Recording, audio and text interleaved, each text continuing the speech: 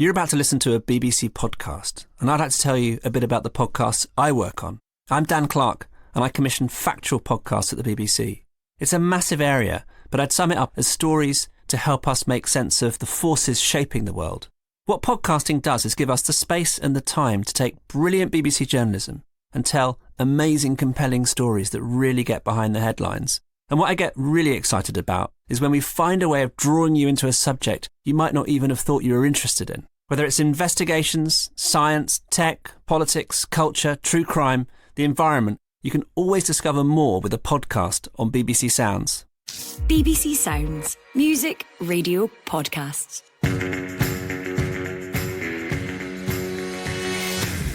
Hello and welcome to the Scottish Football Podcast, kickstarting your day by bringing you up to speed on all the biggest news on the game in this country.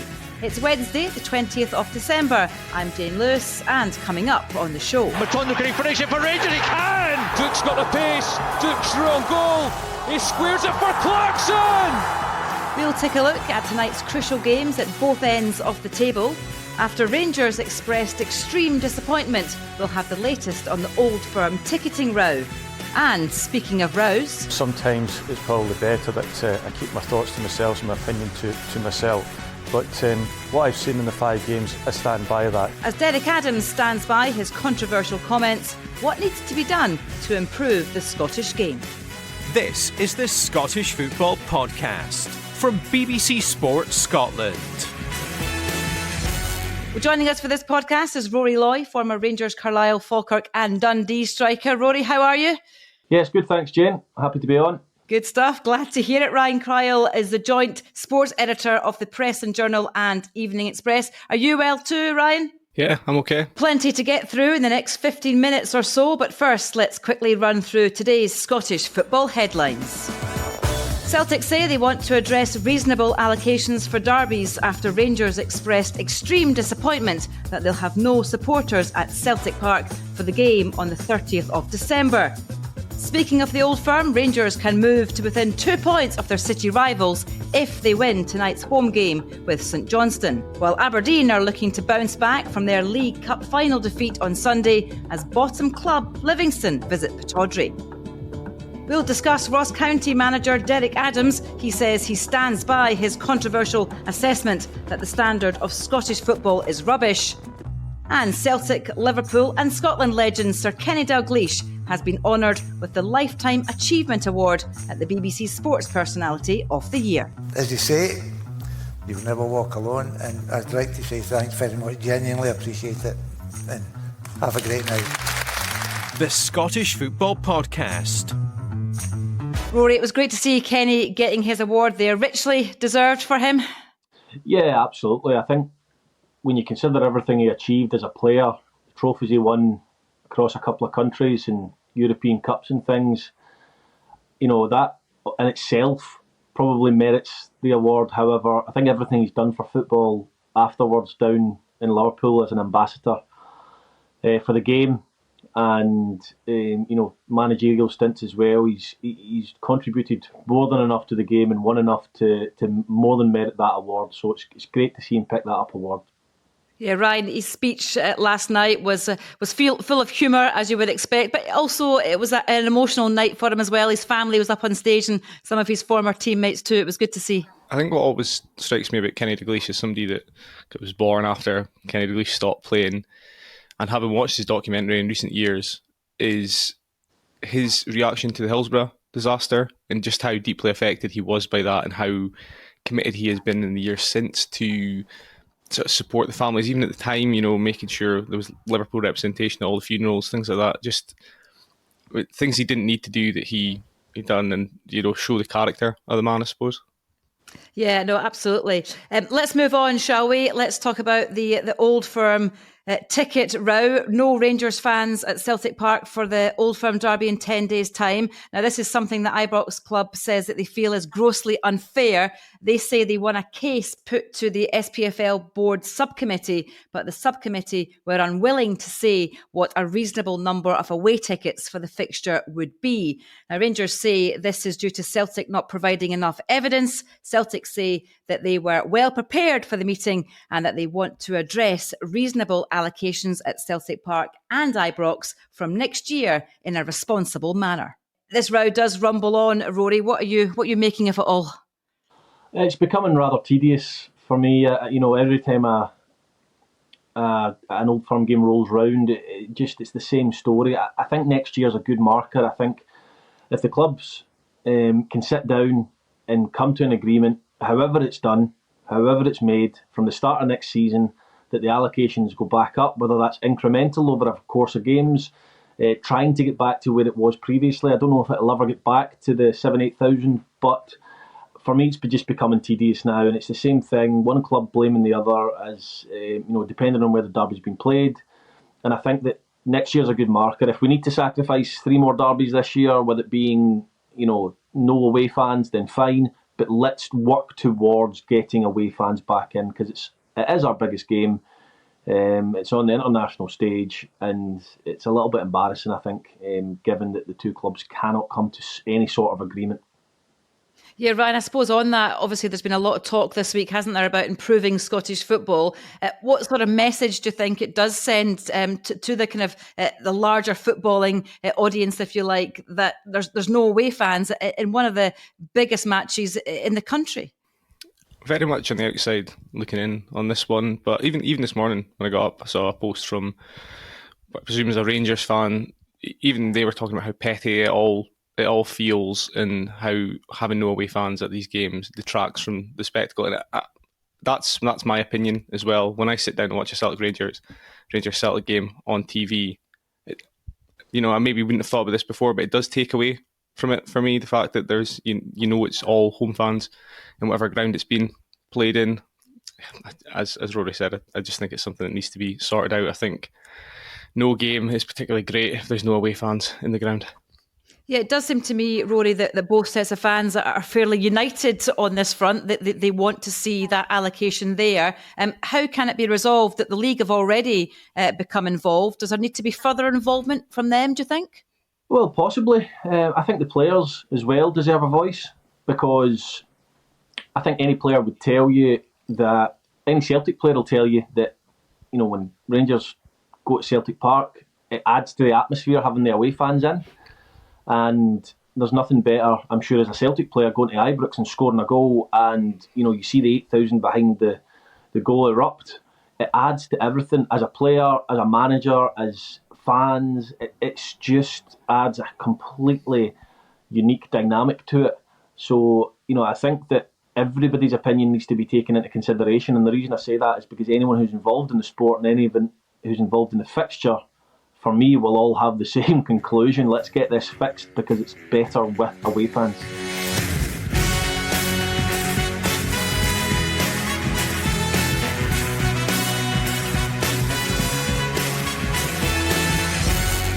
OK, on to tonight's games now. St Johnstone travelling to Ibrox. Rory, how do you see this one going? Rangers are in really, really good form, aren't they?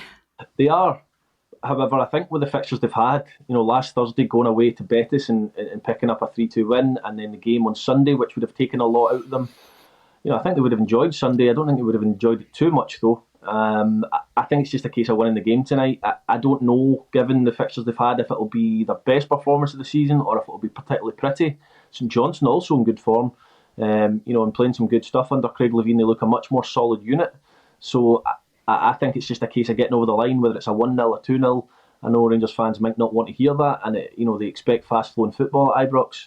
But I think tonight, any win will do. Yeah, Ryan, Rory is right to state that St Johnstone have been looking pretty good under new manager Craig Levein. They won't make it easy, will they, at Ibrox? No, I don't think so. It's never, every time Aberdeen come up against St Johnstone, generally it's never an easy game. It's always quite stuffy, and I imagine it'll be the same. But Rangers showed in flashes, I think, at the weekend in the cup final, bits of attack and play that would unlock St Johnstone. But it's just, I suppose, finding that tonight. The other game, of course, is Aberdeen against Livingston. Ryan, this is a good game for Aberdeen, do you think, to try and bounce back from that disappointment of Sunday, do you think? What are you thinking? I'm unsure. in many ways this season, these have been the kind of games where Aberdeen are expected to maybe, take the initiative, have most of the possession, dominate the play that they've struggled in under Barry Robson since the summer. The first game, on August 5th, the season opener was 0-0 down the road, and it feels like the pressure is back on again after what had been a good week with the win against Hearts, the win against Eintracht Frankfurt. I think the cup final, huge disappointment for Aberdeen fans. I think they're all quite frustrated with how that game played out and the lack of chances created and maybe a lack of composure and stuff from Aberdeen in the middle of the park. I think Aberdeen, you would have expected them to have less of the ball, but the way when they got the ball, the way they played was quite rushed. They went quite long when you want to see the ball in Bojan Miovski, star striker, in his feet a bit more, similar to how it had been at Ibrox in the recent, at Pittodrie in the recent 1-1 Premiership draw, which they kind of found a formula that hurt Rangers in the first half there, and they didn't really find that until they started kind of trying to throw everything at it in the last 50 minutes at Hampden. I think in this game you want to see the type of performance they showed in the second half against Hearts, from 1-0 down, kind of front foot, quite aggressive, creating chances, really putting Livingston under pressure, because as I say, the pressure is on Barry Robson and the players. Now these next 5 games are feel really crucial for Aberdeen. 5 games in 14 days.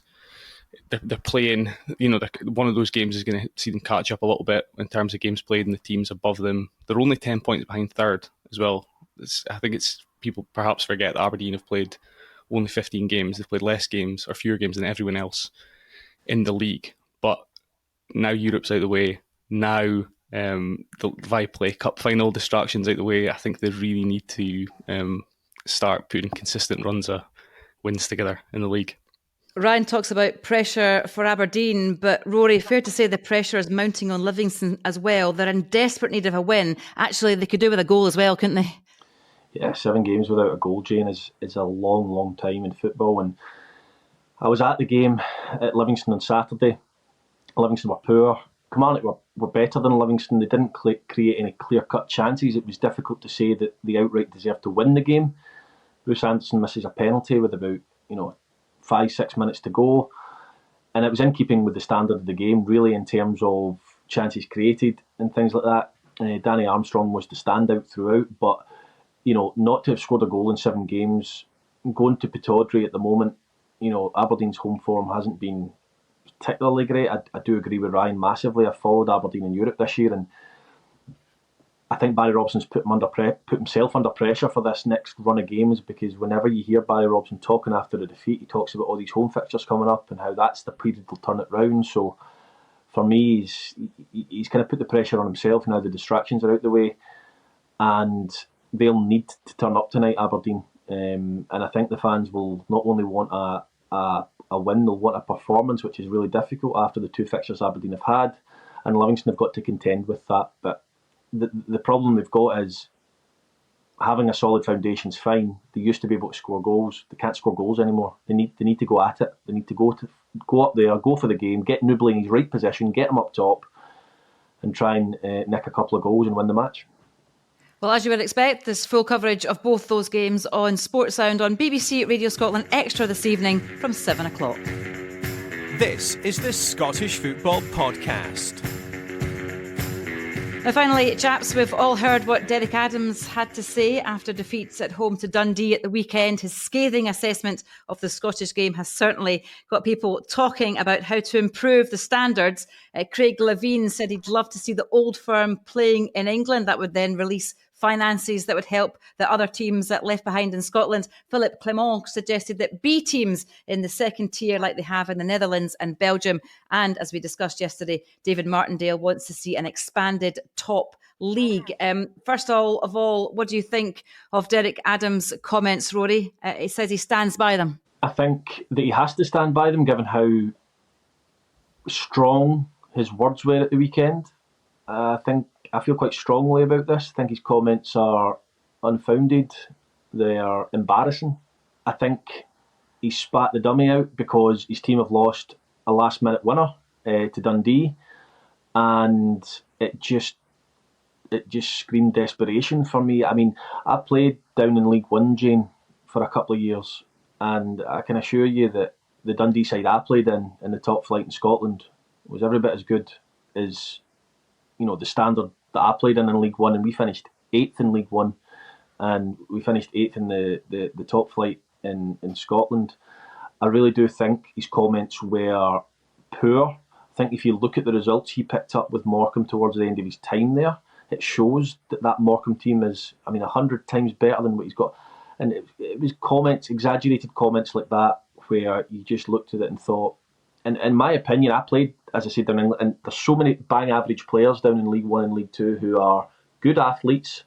They can play Saturday, Tuesday. They lack technical ability, and the standard of football in these leagues is not that good. It's good, but it's relevant to the level they're playing at in League One or League Two.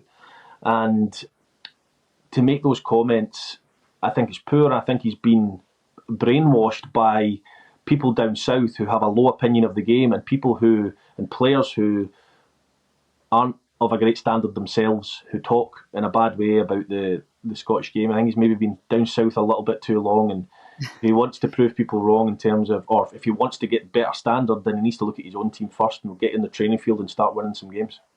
Yeah, I think in slight fairness to Derek Adams, when he came out yesterday and said that he stood by his comments, he did say that he maybe regretted then bringing in the Morecambe comparison as well. But I suppose, Ryan, it's got everyone talking about the game and how we can maybe try and make some improvements. We've heard from some of the other managers following on from Derek Adams' comments. What do you think that the best approach is going forward? I think a lot of fans would probably be in favour of maybe changing the makeup of the leagues in terms of the size of the divisions. I think a bigger top flight is always something that's appealed to me personally. I'd say just the ability to play, fewer games against the same teams every season. I think that would improve the spectacle. I disagreed with Philippe Clement's suggestion on the B teams. I think we've been over that before. There's so much opposition to that. From fans across the country, even just last summer or summer just past, we had a big row about B teams. I don't think we should be dredging that up again if we can help it. But yeah, for me, reconstruction possibly the way forward. Well, I think it's fair to say we're not going to solve all of Scottish football's problems this morning, but do email into scottishfootball@bbc.co.uk with maybe your ideas of how you would improve the game in this country. My thanks to Rory Loy and Ryan Cryle for their time this morning on this podcast. Your insight was very welcome, chaps. And remember, we're with you every day, so if you haven't already done so, subscribe and follow the Scottish Football Podcast so you don't miss an episode. That is it from us. Remember, tonight's football will be covered across BBC Scotland on Sportsound and the website as well. But from us all, bye-bye. Just a quick word to say the Scotland Rugby podcast is now available every Tuesday. Join me, Andy Burke and Tom English for everything you need to know about the world of Scottish rugby. Just head to BBC Sounds and subscribe to the Scotland Rugby podcast.